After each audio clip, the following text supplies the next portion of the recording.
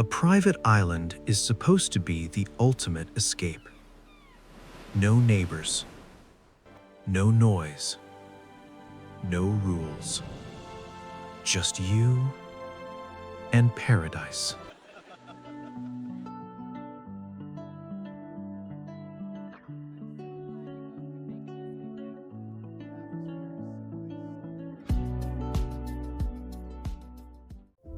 But here's the part no one ever tells you. The part you never see in documentaries. The part you probably never knew. Many private island owners don't feel free. They feel trapped. And what you're about to hear explains why some of them quietly regret ever buying one. From the outside, private islands look like the final level of wealth. The dream everyone believes in. White sand. Endless water. Total isolation. A place where time slows down. But what you won't believe is this. Living on a private island isn't a vacation. It's a permanent decision, with consequences that don't show up in Instagram photos. And once you cross a certain line, a line most buyers don't even realize exists, turning back becomes very difficult. At first, isolation feels incredible, almost addictive. No traffic, no crowds, no interruptions. But after weeks, something changes. Something no one warns you about.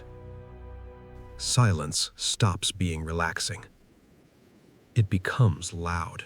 There are no random conversations, no unexpected energy, no sense of movement, just the same faces, the same horizon, the same routine. And this is where many owners panic, because slowly, quietly, the island begins to shrink until it feels less like freedom and more like a beautifully decorated cage. Most people think private islands are lawless, untouchable.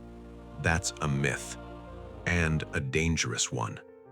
In reality, private islands are buried under rules, more rules than most cities, maritime law, local governments, environmental restrictions, international borders. Want to build something new? Approval. Want to bring in guests? Paperwork. Want real privacy from authorities? You won't believe this. It's impossible. Your island isn't separate from the world. It's under more scrutiny. Because isolation doesn't hide wealth, it exposes it. The moment you own a private island, security stops being optional. And this is where paranoia begins. Piracy, trespassers, unwanted attention. You're surrounded by water, which means anyone approaching is visible, but also unstoppable. Security teams, cameras, patrol boats, and even then, there's no guarantee. That's why many owners don't sleep better on islands. They sleep worse. Because when something goes wrong, and eventually something always does, help is hours away. Paradise still needs supplies, a detail most buyers completely underestimate. Food, fuel, medical equipment, staff. Everything arrives by boat or helicopter. No shortcuts. And if something is delayed, you wait. Bad weather? No deliveries. Mechanical failure? No backup store. Even emergencies become complicated, sometimes dangerously complicated. This is the part no one expects, the part buyers discover too late. When you're done with island life, you can't just walk away. Selling a private island can take years, sometimes decades. Maintenance continues. Staff must be paid. The land slowly deteriorates. Some islands sit empty, untouched, still draining money. And at that point, the island stops feeling like success. It becomes a reminder of a dream that didn't match reality. This is why many ultra-rich don't live on their islands, even though they could. They visit. A few days, a few memories, then they leave.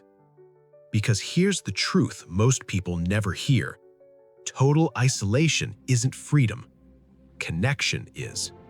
A private island doesn't give you escape. It gives you distance. And when the noise disappears, when there's nowhere left to run, you're forced to face something most people spend their entire lives avoiding: your own thoughts.